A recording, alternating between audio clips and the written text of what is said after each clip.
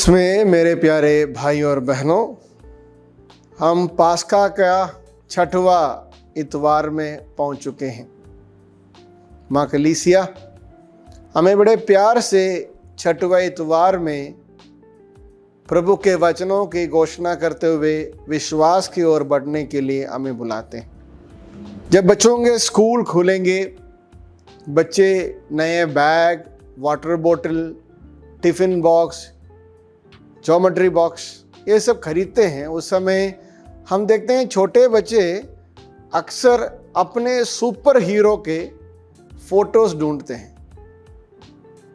हम जानते हैं स्पाइडरमैन, बैटमैन, बहुत सारे हीरोज आज के ज़माने में बच्चे पसंद करते हैं या सुपर हीरो की तरफ वो देखते हैं।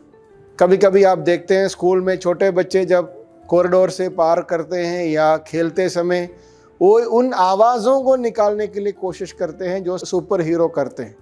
एक तरीके से आज के सुसमाचार में प्रभु यीशु हमें एक सुपर हीरो से परिचय करते हैं।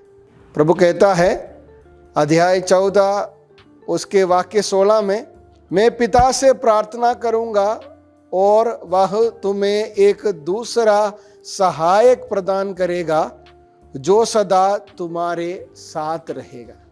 प्रभु कहते हैं मैं तुम्हारे लिए एक सहायक प्रदान करेगा जो हमेशा तुम्हारे साथ रहेगा। आज के ज़माने में हम बोल सकते हैं, छोटे बच्चों के ज़ुबान में हम बोल सकते हैं एक सुपर हीरो। ये सुपर हीरो को हमें दिया क्यों? ये बहुत बड़ा सवाल है। आपके जीवन में कभी आपने सोचे होंगे, मगर जब मैं ये वचन पढ़ रहा था तो मैंने ये सोचा कि क्यों ना हम इस बारे विचार विमर्श करें, क्यों प्रभु ने हमें पवित्र आत्मा को दिया।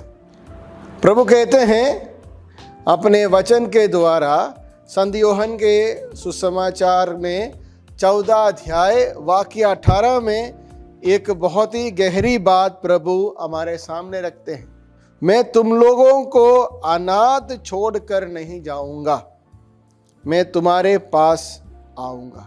अनाथ छोड़ना प्रभु पसंद नहीं करते हमें, क्योंकि हम देखते हैं प्रभु ने हमें अपने पवित्र लहू से, अपने दुख भोग, क्रूस मरण और पुनरुत्थान के द्वारा हमें बचाए गए हैं। हम इस बचाए गए लोगों को कभी अनाथ छोड़ना नहीं चाहते हैं वो, क्योंकि वो अपने आत्मा से हमें परिपोषित करना चाहते हैं। क्योंकि जो प्रभु ने जिन बातों को उन्हें सिखाए थे, जिनके बारे में परामर्श किए और जिस रहस्य के बारे में उनके सामने खोले, उनके गहराई समझने के लिए उन्हें अनिवार्य था कि वो अपने आत्मा उन पर दे। इसलिए प्रभु ने कहा मैं तुम्हें अनाथ नहीं छोड़ूंगा। प्रभु आने वाले कल को जानते थे, जब वो जाने के बाद क्या होगा, कितने डर जाएंगे, कितने भयभीत हो जाएंगे, किस तरह से भाग जाएंगे, मगर इनके बारे में प्रभु के मन में एक योजना था। ये शिष्य पूरे संसार में उनकी घोषणा करने के लिए, प्रभु के राज्य की स्थापना करने के लिए तैयार किए थे। मगर इन कमजोरों को ताकतवर बनाने के लिए उन्हें अपने आत्मा देना पड़ा। वो आत्मा का वायदा आज के सुसमाचार में हम सुनते हैं। संत योहन के सुसमाचार अध्याय 14 वाक्य 26 में एक और चीज पवित्र आत्मा की अगुवाई में कहते हैं, परंतु वह सहायक वही पवित्र आत्मा जिसे पिता मेरे नाम पर भेजेगा तुम्हें सब कुछ समझा देगा, जिसके बारे में मैं पहले जिक्र कर रहा था। ये पवित्र आत्मा जो आने के बाद जो हमारे जीवन में कार्यशीलता हम प्राप्त करेंगे, जिस उत्सुकता से हम प्रभु की ओर बढ़ेंगे, उस पवित्र आत्मा जो अंदरूनी ताकत हमें प्रदान करेगा, हर चुनौती के सामने निडर होकर खड़ा रहने के लिए, हर प्रकार के अवस्था में खड़े होने के लिए जो ताकत हमें मिलेगा वो पवित्र आत्मा से मिलेगा। प्रभु की आत्मा है, त्रिएक ईश्वर का तीसरा शख्स पवित्र आत्मा। वो पवित्र आत्मा का वायदा आज प्रभु हमें दे रहा है। मगर इसके पहले आज के सुसमाचार अध्याय 14 वाक्य 15 में बहुत ही सुंदर एक वचन के द्वारा प्रभु हमारे सामने एक कंडीशन रखता है। ये कंडीशन क्या है? यदि तुम मुझे प्यार करोगे तो मेरी आज्ञाओं का पालन करोगे। एक रास्ता है उस आत्मा को ग्रहण करने का। रोमियों के लिखे पत्र अध्याय 5 वाक्य 5 में इस तरह लिखते हैं, आशा व्यर्थ नहीं होती क्योंकि ईश्वर ने हमें पवित्र आत्मा प्रदान किया है और इसके द्वारा ही ईश्वर का प्रेम हमारे हृदय में उमड़ पड़ा है। ये प्रभु के प्रेम हमारे हृदय में उमड़ पड़ने के लिए जरूरी है कि उसका आत्मा हमारे अंदर आए। जब उसकी आत्मा हमारे अंदर आ जाएंगे तो हम प्रभु के आज्ञाओं का पालन करने के लिए, प्रभु जिस रास्ते के ओर हमें बुलाते हैं, जैसे हमें अपने पवित्रता में प्रभु के वचनों पर आधारित, संस्कारों पर आधारित जिंदगी जीने के लिए प्रभु हमें बुलाते हैं, उस बुलावे के ओर अग्रसर होने के लिए जरूरी है कि प्रभु की आत्मा हमारे अंदर आए। इसलिए प्रभु कहते हैं कि आशा व्यर्थ नहीं होती क्योंकि ईश्वर ने हमें पवित्र आत्मा प्रदान किया है और उसके द्वारा ही ईश्वर का प्रेम हमारे हृदय में उमड़ पड़ा है। उमड़ पड़ना मतलब बिल्कुल जोर शोर से हमारे जीवन में कार्यशील होना। उस प्यार को अनुभव करने के लिए, उस प्यार में आगे बढ़ने के लिए प्रभु हमें बुला रहा है।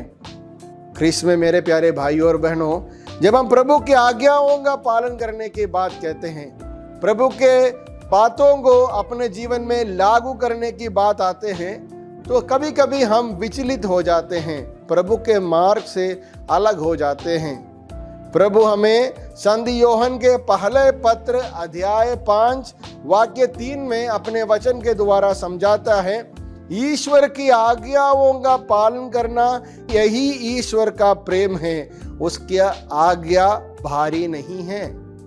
अगर हम उस आत्मा हमारे अंदर आ जाता है, वो आत्मा हमारे अंदर उमड़ पड़ता है, तो हमें प्रभु का वचन कहते हैं कि हमें उसकी आज्ञाओं का पालन करना कोई कठिन सवाल नहीं होवेगा, क्योंकि जो हम करते हैं प्रभु के प्रेम के ओर, प्रभु के प्यार के ओर हम करते हैं, क्योंकि वो रिश्ता, ये आत्मा हम और प्रभु के बीच में बनाते हैं।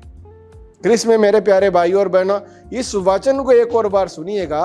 संत यूहन्ना के पहला पत्र अध्याय 5 वाक्य 3 से, जब हम प्रभु के आज्ञाओं को पालन नहीं करते हैं, उसके वचनों को नहीं पालन करते हैं, संस्कारों से दूर जाते हैं, शायद हमें प्रभु के बात को बहुत ही भारी लगता होगा। कारण क्या है भारी लगने का? कारण यह है कि ईश्वर की आज्ञाओं का पालन करना यही ईश्वर का प्रेम है। ईश्वर के प्रति मेरा प्रेम जो है प्रभु की आज्ञाओं का पालन करते हुए मिलता है। अगर उस प्रेम नहीं है तो मेरे लिए वो आज्ञा भारी लगेगा। इसलिए प्रभु ने अपने आत्मा देने के पहले हमारे सामने एक शर्त रखते हैं, यदि तुम मुझे प्यार करोगे तो मेरी आज्ञाओं का पालन करोगे। हम उन सुपर हीरोज के बारे देखते हैं, वो सुपर हीरोज को अनुकरण करते हुए बहुत सारे बच्चे चोटिल भी हो जाते हैं।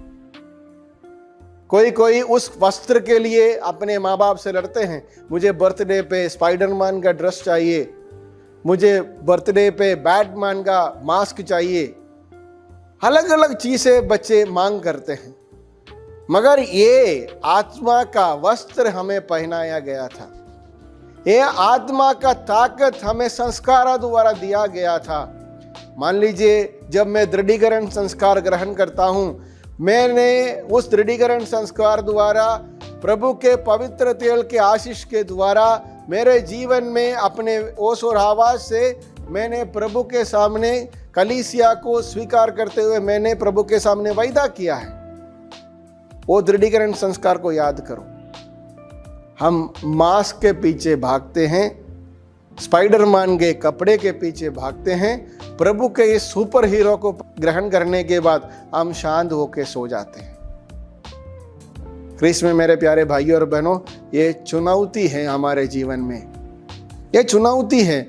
बपतिस्मा में हम इस आत्मा को ग्रहण किए, हर संस्कार में हम इस आत्मा को ग्रहण करते हैं। जो दृढ़ीकरण संस्कार ग्रहण किए, व्यक्तिगत तौर से पवित्र आत्मा को ग्रहण किए हैं। हम प्रभु के सिपाही बन गए हैं। ये सब कुछ हथियार ग्रहण करने के बावजूद हम अपने जीवन में इतने आलसी क्यों हैं? प्रभु के ओर क्यों नहीं हमारे कदम नहीं चलते हैं?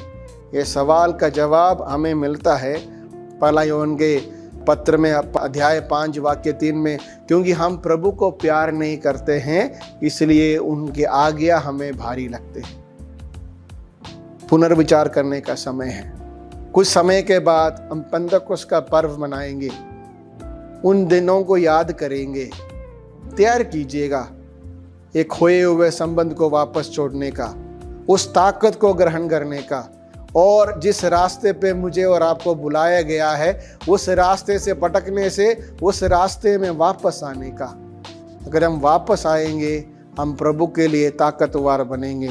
प्रभु की आत्मा के साथ हम दुनिया के सामने उसके वचन का घोषणा करने वाले बनेंगे। आइए हम प्रभु से प्रार्थना करें इस सामर्थ्य के लिए। प्रभु हमें अपने आशीष से भर दे, पिता और पुत्र और पवित्र आत्मा के नाम पर, आमीन।